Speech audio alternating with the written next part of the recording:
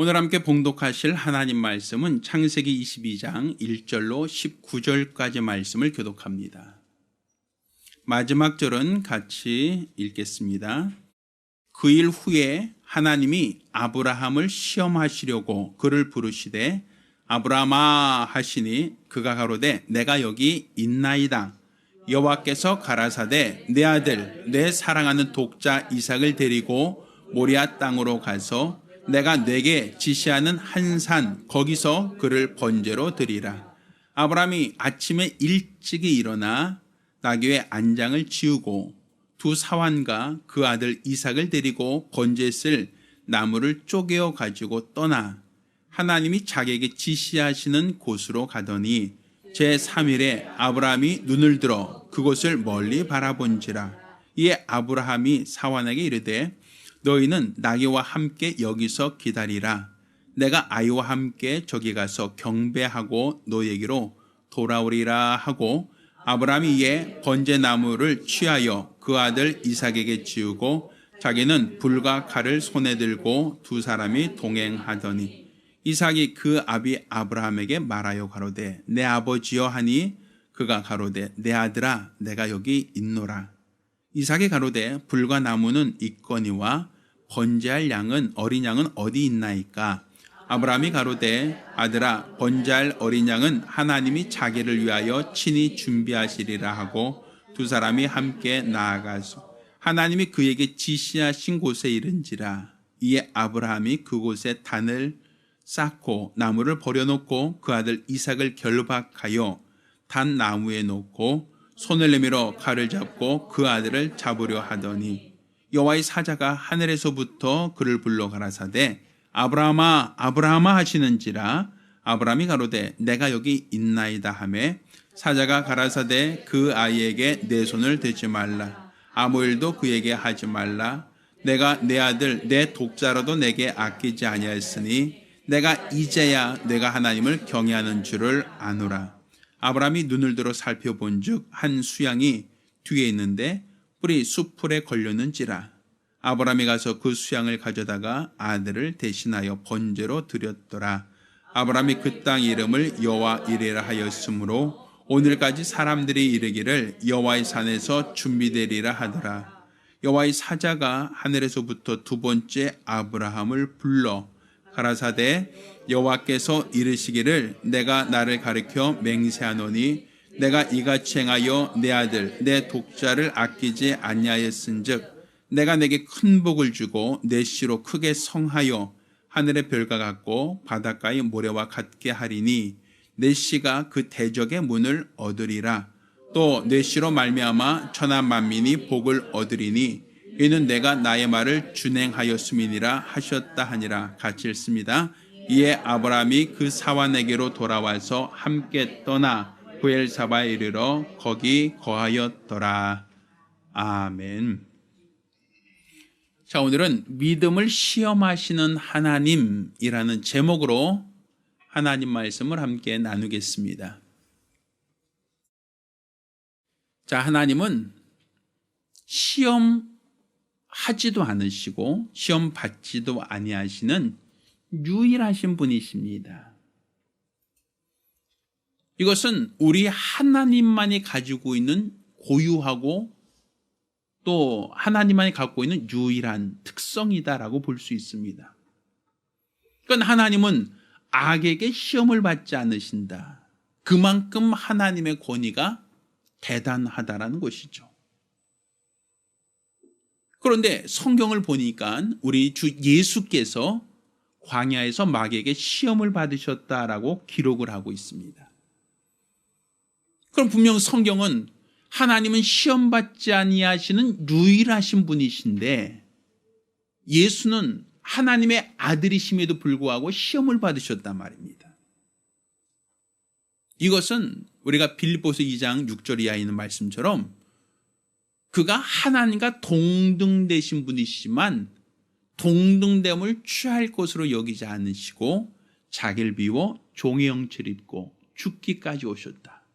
곧 예수는 이 땅에 시험을 받고 죽음을 맛보기 위하여 오신 분이시기 때문에 그가 하나님 아버지 앞에 자신을 낮추시려고 겸손하시려고 하는 그 취지 가운데 시험을 받으신 것이지 하나님 자신의 능력이 부족하여 시험을 받았다라고 볼 수는 없단 말입니다. 그래서 예수께서 광야로 가실 때도 성령에 이끌려 광야로 가셨다라고 기록하고 있는 겁니다. 그러니까 결국 이 시험이라는 것은 그분이 재수가 없어도 받은 것도 아니고 또 그가 연약하거나 부족해서가 아니라 하나님의 뜻 가운데 시험을 받으셨다라고 볼 수 있는 겁니다. 그렇지만 본질적인 하나님은 악에게 시험받지 않는 유일하신 분이십니다. 그런데 이렇게 시험받지도 않고 시험하지도 아니하시는 하나님, 그분이 아브라함을 시험하셨다라고 오늘 본문은 기록하고 있는 겁니다. 그러니까 분명 우리가 읽었던 창세기 22장 1절을 보면 하나님이 아브라함을 시험하려 하여 이렇게 표현하고 있거든요. 그러면 야고보서 1장 13절에 있는 하나님은 악에게 시험받지도 아니하시고 시험하지도 않으신다라고 성경 기록하고 있는데 오늘 본문 창세기 22장 1절에는 하나님이 아브라함을 시험하셨다라고 기록하고 있거든요. 그러면 하나님이 시험받지도 시험하지도 않으신 분인데 왜 아브라함은 시험하셨는가라고 하는 의문이 들죠. 근데 우리가 야고보서 1장 13절을 보면 하나님이 시험받지도 않고 시험하지도 않는다는 그 말 앞에 어떤 전제가 있냐면 악에게라는 표현을 쓰고 있어요. 악에게 시험받지도 않는다, 악에게 시험하지도 않으신다라는 얘기예요. 그 얘기는 다른 말로 하나님의 시험에는 두 가지가 있다는 거예요. 성경적 원어로 본다면 템프테이션과 테스트라고 하는 두 가지 용어가 있죠. 하나는 그를 넘어뜨리려고 하는 시험, 하나님과의 관계를 단절시키고 그를 멸망시키려고 하는 시험이 있고, 또 하나의 시험은 그를 테스트한다. 결국 하나님께서 복을 주시려고 할 때 그 복을 받을 만한 사람인가, 받을 만한 준비가 되어져 있는 사람인가, 이것을 테스트를 하신다라는 두 가지 의미가 있다는 얘기입니다. 우리가 전자로 본다면 아담이 선악과를 따먹지 말라는 하나님의 말씀을 들었을 때 뱀이 아담을 유혹하죠. 여기서 시험했다라고 하는 것은 전자란 말입니다. 하나님과의 관계를 단절시키고 그를 망하게 하려는 목적의 시험이죠.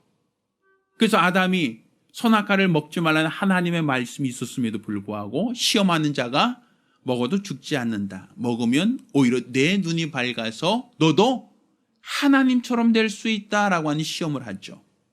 그거는 결국 아담을 하나님으로 만들어주겠다는 얘기가 아니라 하나님과의 관계를 단절시키고 하나님의 생명이 중단되게 결국 사망에 이르도록 하는 악의 시험이란 말입니다. 또 예수께서 광야에서 시험을 받으셨다라고 할 때 그 시험도 시험하는 자가 마치 예수를 걱정하는 것처럼 시험을 합니다. 근데 그 시험을 보면 돌을 떡으로 만들어 보라, 높은 성에서 뛰어내려 봐라, 천하 영광을 다 주겠다라는 그런 시험을 하죠. 어떻게 본다면 아담에게 시험했던 것도 아담이 먹으면 하나님처럼 될 수 있다라고 하는 달콤한 유혹이었고, 예수께 대한 시험도 천하 영광을 다 주겠다라고 하는 달콤한 시험이었습니다. 그렇지만 이렇게 달콤하게 여겨지는 그 시험은 하나님과의 관계를 단절시키고 결국 하나님이 주시는 생명, 하나님이 주시는 복을 단절시켜서 그에게 사망에 이르게 하는, 멸망에 이르게 하는 그러한 유혹이었다는 것이죠. 반면 오늘 본문 창세기 22장 1절에 있는 하나님이 아브라함을 시험하셨다라고 할 때 그 시험은 달콤한 시험이 아니었어요. 아브라함 입장에서 볼 때는 차마 순종하기 굉장히 어려운 그러한 시험이었죠. 백세 얻은 아들을 바치라고 하는 시험, 쉽게 용납하기도 쉽게 동의하기도 어려운 매우 어려운 시험이었단 말입니다. 그런데 하나님께서 이렇게 아브라함을 시험하셨던 것은 하나님이 그에게 복을 주시기 위함입니다. 그가 하나님이 주시는 복을 받을 만한, 하나님이 주시는 복을 감당할 만한 믿음이 있는가? 이것을 하나님이 보기를 원하셨다라고 볼 수 있습니다. 따라서 하나님이 아브라함을 시험하셨다라고 할 때 그 시험은 유혹이 아니라 그는 복을 주시려고 하는, 더 큰 복을 주시려고 하는 테스트다라고 볼 수 있는 겁니다. 최근 중국 우한에서 발생된 그 폐렴으로 인해서 중국뿐 아니라 전 세계가 굉장히 무서워하고 두려워하고 있는 것 같습니다. 우한 지역을 중심으로 해서는 벌써 확진자라 그러죠. 바이러스에 감염된 사람이 거의 한 3만 명 이상이 되고, 또 오늘 아침 뉴스를 보니까 이제 그 확진자로 인해서 죽은 사람도 거의 7, 800명 이상 될 만큼 굉장히 많은 사상자를 내고 있죠.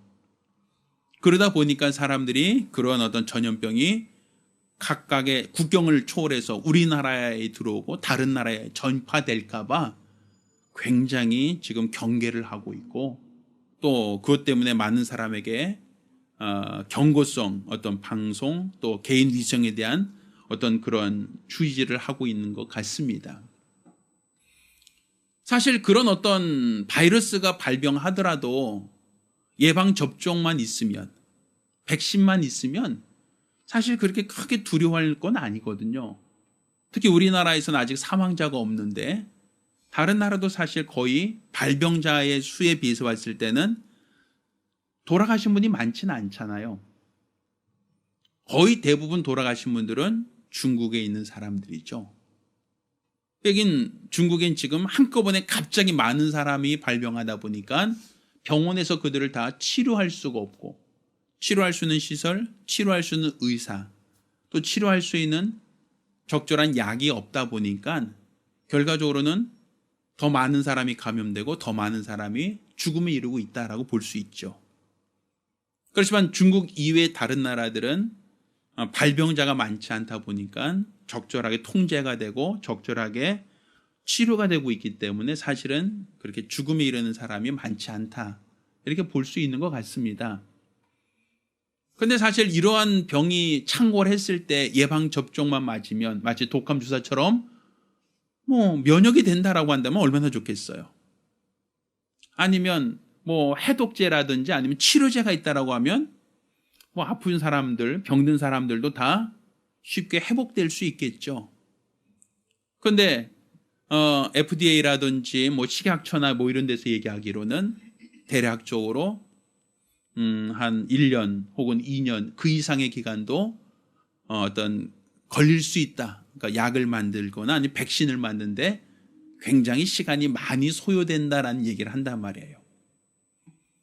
그러면 바이러스를 치료한다라는 그 원리를 갖다라고 한다면 사실은 어떻게 본다면 에볼라라든지 사스라든지 다른 어떤 백신을 만들거나 예방접종하는 그 약들과 약간의 어떤 상이점은 있지만 같은 코로나 바이러스라는 그 개념으로 봤을 때는 어떤 치료하는 어떤 유사할 텐데 왜 그런 치료제를 만들기가 어렵다라고 하고 그런 백신을 만들기 어렵다고 하는가 하면, 사실 그런 약을 하나 만들어도 이게 약효가 있는지를 임상 테스트를 해야 됩니다. 짐승이나 사람들을 대상으로 독성이 있는지 아니면 그 병에 대해서 충분한 면역을 갖게 되는지, 이런 어떤 임상 과정이 필요하거든요. 또 이렇게 임상 과정에서 효과가 있다 혹은 그것 때문에 독성이 없다, 이런 것이 충분히 검증이 되어야 온 국민들 대상으로 그 약을 먹어라 혹은 주사를 맞으라 이렇게 발표를 할 수 있는 거예요. 그러니까 의사들이 좋은 약을 만들거나 백신을 만들 때 그것을 하루아침에 공장에서 뚝딱뚝딱 만들어내는 게 아니라 그 실험 단계에서 충분히 테스트를 한단 말입니다. 그러니까 여기서 말하는 테스트라는 것은 죽이려고 한 테스트가 아니라 뭐 한 테스트죠? 좋은 약을 만들려고 한 테스트죠. 그러니까 지금 하나님께서 우리에게 테스트를 하신다라고 하는 것, 시험하신다는 것도 우리가 복을 받을 만한가, 우리가 복을 감당할 수 있는가, 이것을 테스트하신다는 얘기예요. 그러니까 지금 우리 하나님께서 우리에게 복을 주시고자 하셔도 우리가 그것을 감당할 만한 믿음이 없다, 감당할 수 없다라고 한다면 하나님이 주시고자 하는 복을 받을 수가 없기 때문입니다. 아마 여기서 농사 지으신 분이 간혹 있을지 모르겠어요. 근데 농사 지으신 분들은 이제 농사를 지켜서 씨를 심고 이제 파종하여 이제 가을에 결실하기를 원하는데 비가 오지 않으면, 가물면 사실은 굉장히 난감해합니다. 비가 내리지 않으면 농사를 지을 수 없거든요. 우리가 보편적으로 봄 가뭄이라 그러죠. 봄철에 가뭄이 이어지는 경우가 있어요. 그 경우 씨는 심었는데 또 혹은 모내기를 하려고 하는데 물이 없으면 모내기도 하지 못하고 또 씨도 제대로 심었다 할지라도 제대로 발화가 되지 않는 경우가 굉장히 많아요. 그럼 사람들은 비가 내리지 않으니까 땅이 쩍쩍 갈라져 나갈 때 뭐 합니까? 기우제 드려요. 비 좀 내려달라고. 지금 비가 내리지 않으면 올해 농사 망칩니다라는 생각으로 비나이다 비 좀 내려주세요 하고 간절히 기도하겠죠. 그러면 하나님께서 알았다, 내가 너희 기도 들어주겠대, 내가 너에게 비를 내려주겠다고 하고 40일 40밤을 비를 내리면 어떻게 되겠어요? 아니 40일이 너무 심하니까 한 3박 4일 정도 아예 그냥 장대 같은 비를 내려주면 어떻게 되겠어요? 조금 전까지 기우제를 드리며 비를 내려달라고 기도하던 사람들이 이제는 비 피해 때문에 수재를 걱정할 그런 위험에 처하게 되죠. 비가 너무 많이 내리면 하천이 범람하고 또 농경지가 다 유실돼 버리고 산사태가 일어나고 또는 그 비로 인해서 침수가 되기도 하고 집이 떠내려갈 수도 있단 말이에요. 그러면 조금 전까지 땅이 쩍쩍 갈라졌으니 비 좀 내려주세요 하고 구하던 사람들에게 하나님이 알았다, 내가 비를 많이 내려줄게 하고서는 엄청 내려주면 그것이 그들에게 복이 되겠느냐라는 거예요. 그럼 그게 복이 되지 않죠. 오히려 많이 내리는 비는 그에게 화가 된단 말이에요. 하나님이 우리에게 복을 주세요라고 우리는 기도합니다. 하나님 복 좀 주세요, 많이 주세요라고 기도해요. 우리가 생각한 복은 대부분 어떤 복이죠? 돈 많이 주세요, 물질의 복. 또 뭐? 건강하게 오래 살게 해주세요, 장수의 복. 또 출세하게 해주세요, 뭐 승진하게 해주세요, 이런 어떤 출세의 복. 또 명예, 뭐 이거 우리 원하죠. 근데 왜 하나님께서 왜 인색하신가라고 우리는 항상 생각하거든요. 하나님이 인색하신 게 아니라 우리에게 장대 같은 비를 주고 싶어도 감당할 수 없는 사람에게 주면 오히려 이것이 그에게 화가 될 수 있기 때문에 하나님은 그가 감당할 수 있는 수준만큼밖에 줄 수가 없다는 거예요. 그건 하나님이 부족해서가 아니라, 하나님이 없어서가 아니라, 능력이 없어서가 아닌, 하나님은 마음껏 주고 싶어도 그가 감당할 수 없는 것을 줄 수가 없다는 것이죠. 저희 그 큰아들이 학교 다닐 때 고등학생 다니고 이제 대학교 처음 들어갔을 때 저희 아버님께서 야, 너 대학 졸업하면 차 사줄게 이렇게 얘기했어요. 저희 아버님께서. 근데 그 아들이 그걸 기억하고 있다가 이제 대학 나오고 나서 저희 아버님께 할아버지 차 사주세요 이렇게 얘기했거든요. 물론 아버지께도 뭐 차 사줄 만한 능력은 없지만 타고 있는 차라도 주세요라고 요구하니까 아버님께서 선뜻 키를 안 주시더라고요. 야, 면허가 있어야지 하고 얘기하시더라고요. 아들이 또 면허 좀 따고 왔어요. 차 주세요라고 하니까 연수해야지 또 그 얘기를 하셔요. 아직까지 연수는 안 했어요. 근데 왜 할아버지가 그 준다고 했으면 줘야지 왜 면허증 따오라고 하고 또 차 연수하고 도로 주행하고 오라고 왜 그걸 시키겠어요? 주기 싫어서도 있겠지만 그거보다 더 큰 건 뭐죠? 그가 준비가 안 된 상태에서 차를 몰고 나가면 사고 날 수 있다는 그 걱정이 더 있겠죠. 그러니까 결국 내가 능력이 있어서 그 차를 줄 수 있는 능력이 있다 할지라도 그 아이가 충분히 숙달되어 있지 않으면 사고 날 수 있고 여러 가지 피해를 당할 수 있잖아요. 그냥 달라고 해서 아까워서 못 주는 경우보다는 그 아이가 충분히 준비될 때까지 보류한단 말입니다. 기다린다는 얘기죠. 네가 충분히 준비되면 그때 줄게. 네가 충분히 감당할 수 있으면 그때 줄게. 이렇게 얘기하지 않겠어요? 하나님께서도 우리에게 복을 주기를 아까워하거나 인색하지 않으세요.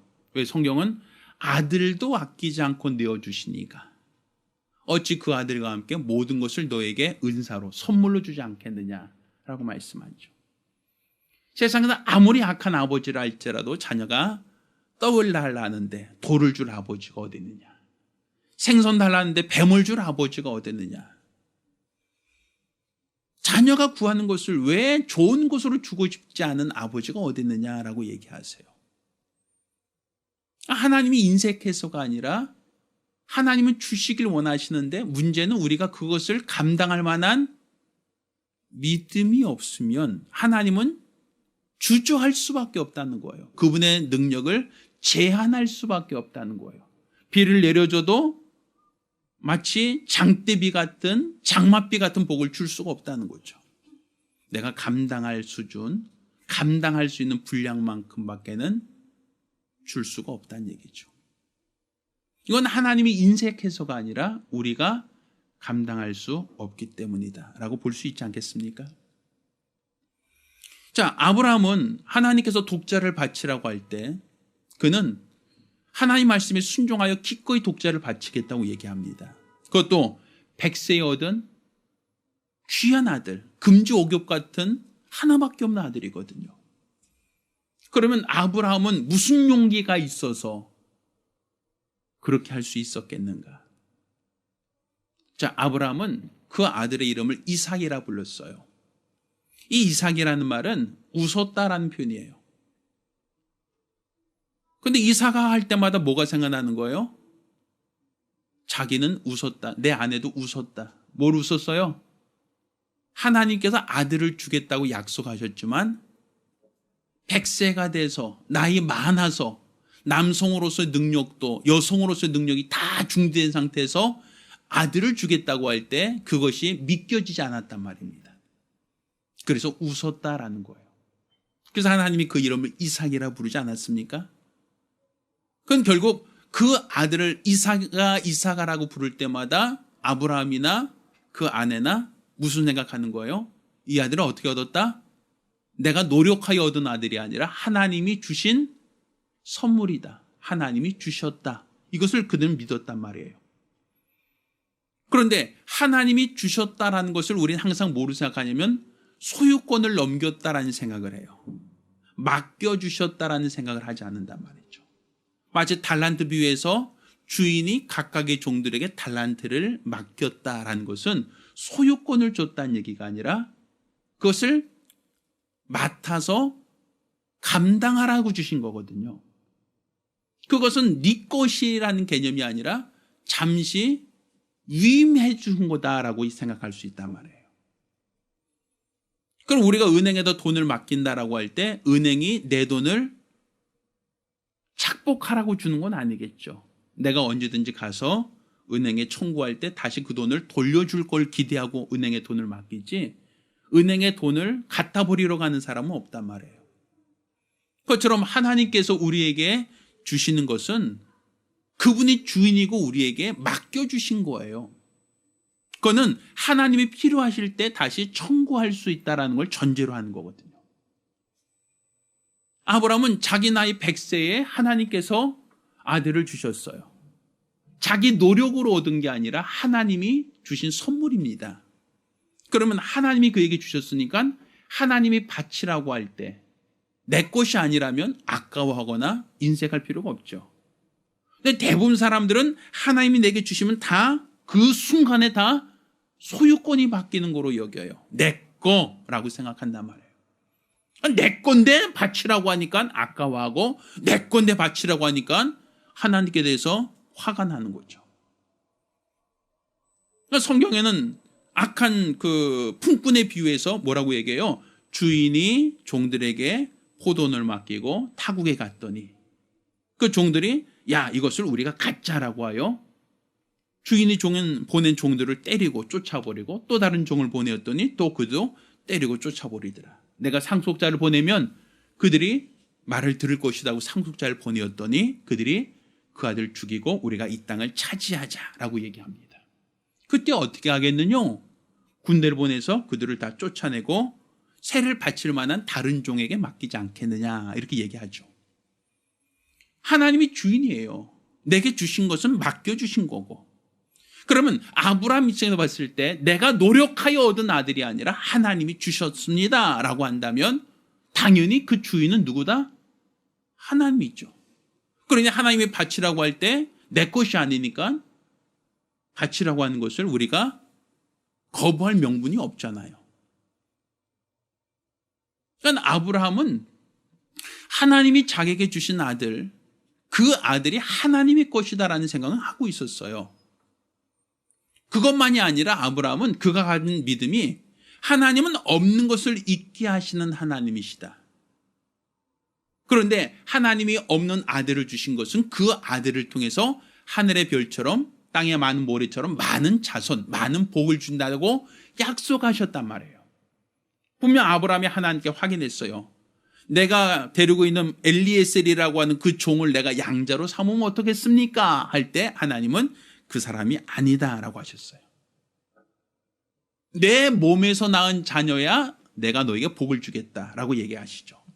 그래서 아브라함은 젊은 처자를 데려다가 첩을 삼죠. 그래서 하갈을 첩으로 삼아서 그에게 아들을 낳습니다. 내 몸에서 낳았으니까 이 아이가 맞습니까? 라고 물어봐요. 하나님께서는 하갈의 소생 이스마엘에게 이 아이도 아니다. 사라가 아이를 낳아야 된다. 네 조강지차가 아이를 낳아야 그가 바로 내가 약속한 복이다라는 걸 얘기하시죠. 그리고 사라 나이 90세 되었을 때, 아브라함 나이 100세 되었을 때 비로소 이삭이라는 아들을 주시죠. 이 이삭이라는 아들은 결국 없는 것을 있게 하신 하나님의 능력을 그가 체험한 거란 말입니다. 그리고 그 아들이 주어졌다는 것은 그 아들을 통해서 하나님께서 하늘의 별처럼 많은 자손을 주겠다고 하는 약속이 이미 있단 말이에요.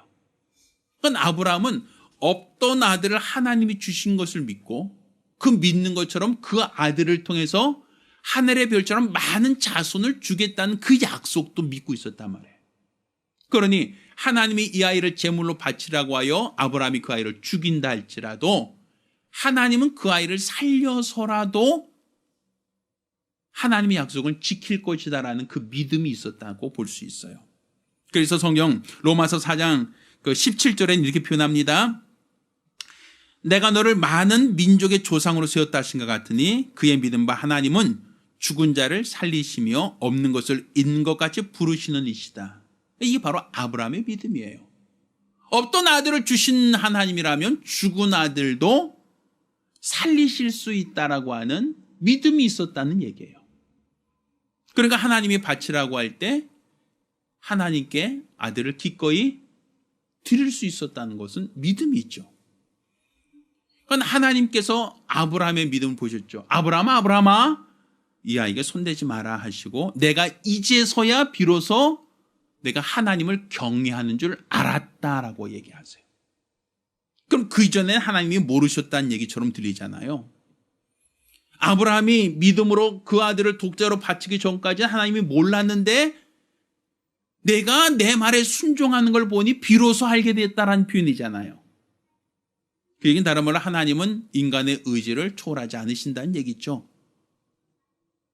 내가 너에게 말씀을 줬고 내가 그 말씀에 순종하는 것을 내가 보았으니 네가 네 사랑하는 아들을 아끼지 않는 것처럼 나도 너에게 내 사랑하는 아들을 아끼지 않겠다는 약속을 주시는 거예요.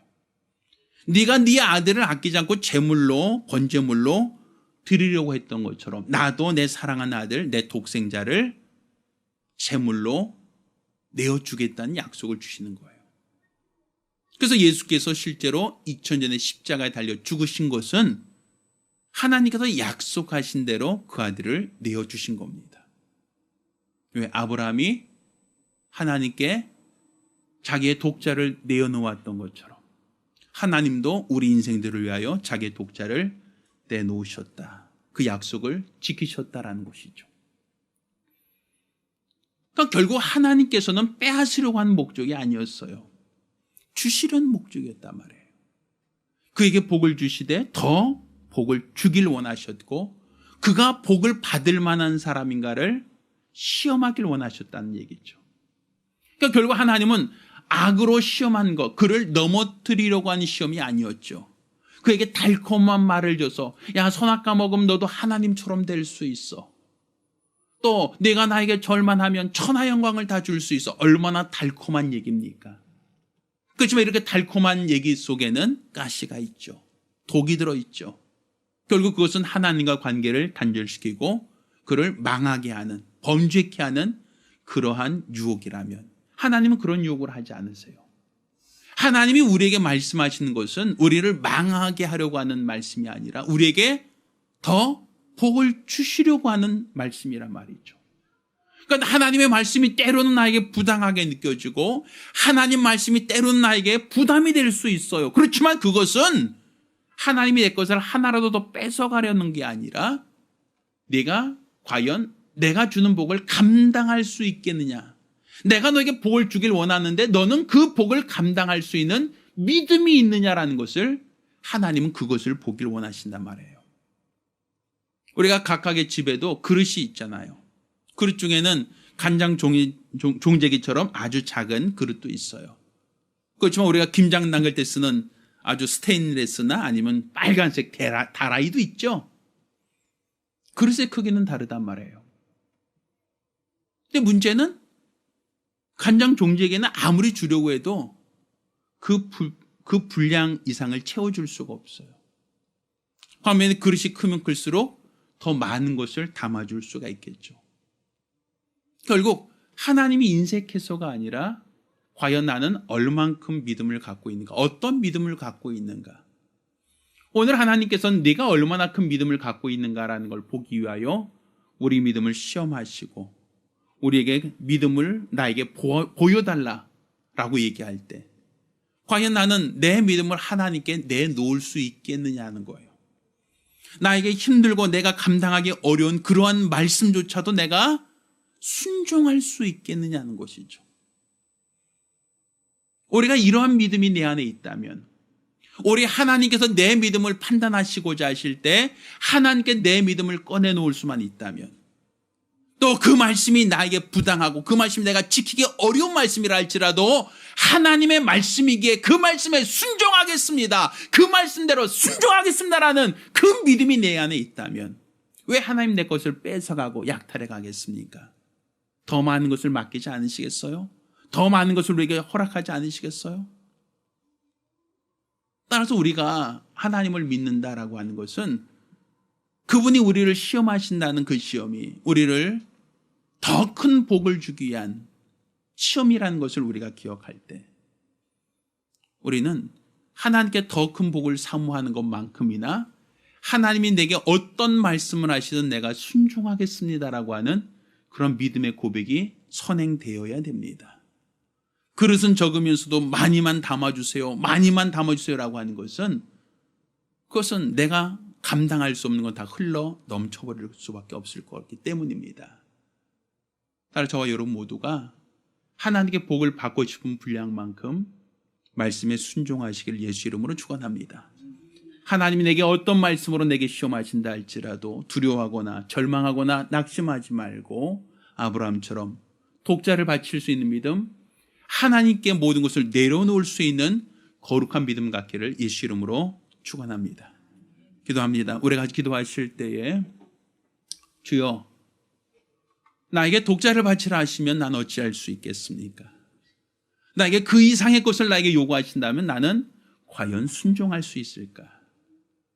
모든 것이 하나님의 것이다라고 하면 우리는 분명 할 수 있어요. 근데 하나님이 내게 맡겨주신 것을 내 것이라고 생각하는 그 순간에 우리는 할 수가 없어요. 내 시간을, 내 재능을, 내 물질을 어떻게 내놓습니까? 그때는 우리가 좌절하고 고민하다가 불순종할 수밖에 없을 수도 있습니다. 따라서 주여 내가 아브라함처럼 주의 말씀을 순종하기 원합니다. 그 말씀이 나에게 부담이 되고 나에게 큰 시험이 된다 할지라도 내가 순종할 수 있도록 이로써 더 큰 복을 사모할 수 있도록 간절히 사모하며 한 목소리로 기도합니다.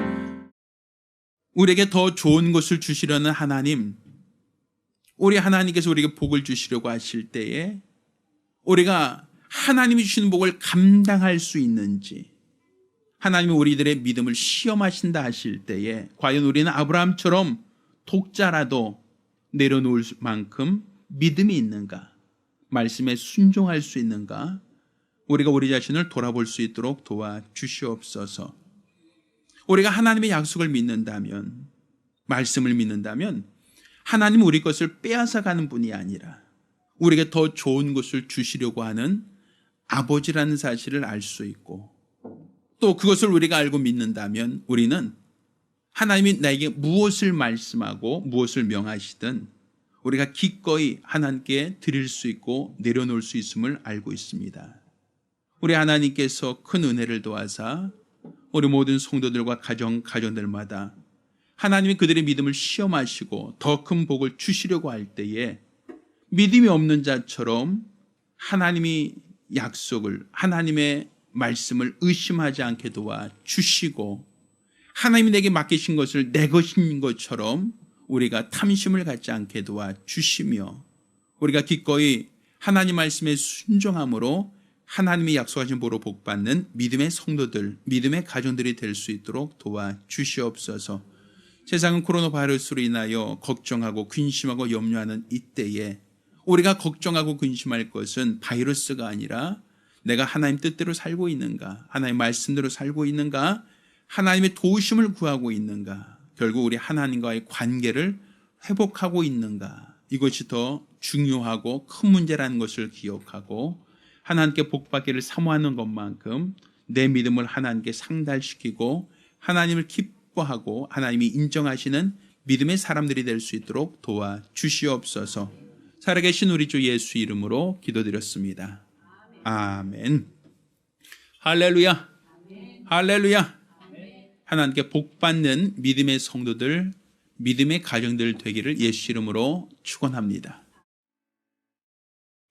이제는 우리 주 예수 그리스도의 은혜와 아버지 하나님의 극진하신 사랑과 보혜사 성령님의 교통하시고 역사하심이 오늘 이와 같이 우리에게 복 주시길 원하신 하나님, 우리에게 더 좋은 것을 주신 하나님을 알고 그가 주시는 복을 받기 위하여 하나님이 어떤 시험으로 우리를 시험한다 할지라도 그 시험을 능히 이기며 복받기로 결심한 우리 모든 성도들과 가정들 위해 이제로부터 영원까지 함께 있을지어다. 아멘. 우리 하나님께 영광 돌리겠습니다.